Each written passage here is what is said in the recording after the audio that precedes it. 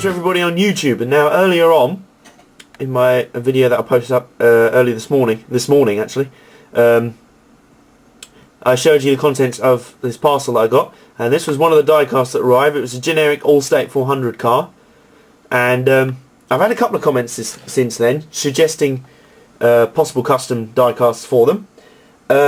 Sadly, I kind of already made my decision before those comments came in, but I assure you I will be probably getting another model like this, so I can do... I've decided on Brad Keselowski's 09 car, the Kesalowski Resort and Gaming, because earlier today I had a go at a certain livery and I think it's come off quite nicely. So here it is, my second custom diecast.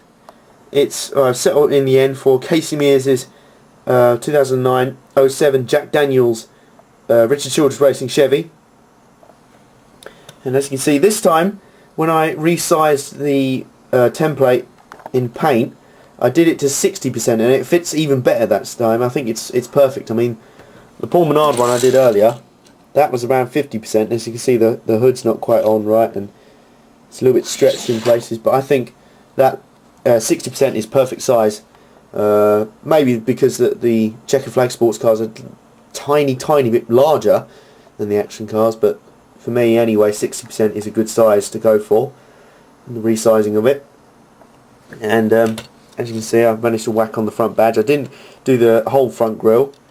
What I did, I've not yet been able to do the front splitter, but I have used a kind of black marker pen to paint part of it black when it was blue, and the same on the rear spoiler there. The tips of the rear spoilers were black and there was some writing on the back.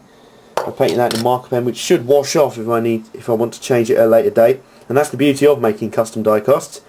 Obviously, next season when everything turns around and people move to new cars, you can just rip these bits of paper off and make a new custom diecast.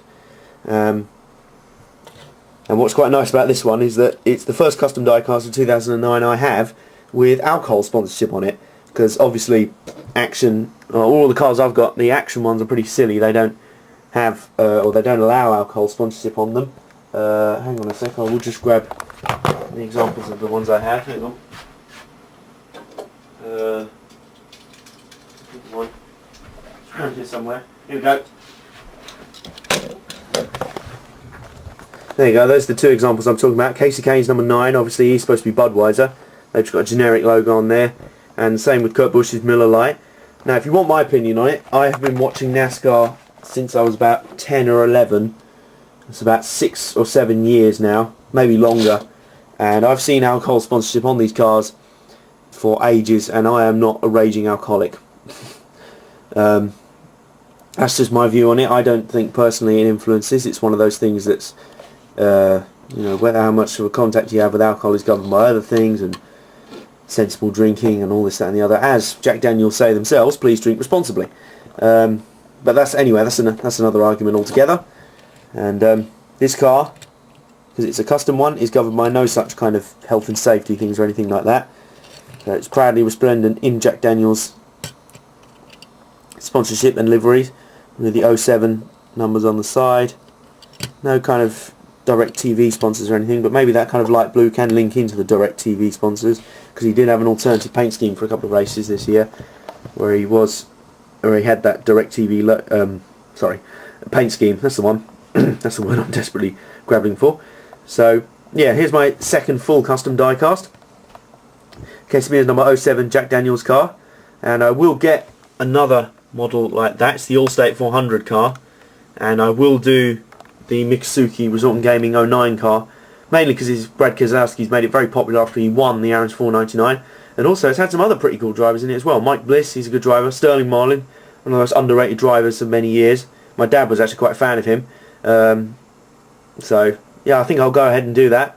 I just need to wait for some more funds to come in at the moment. That spending spree I had the other day kind of ran me out for the moment, but I should be getting some more diecasts next week. Until then, comment and rate and tell me what you think of this car. Tell me where I can improve on, if I've done a good job or not. And yeah, you know the drill. Until then, goodbye. Have a good evening.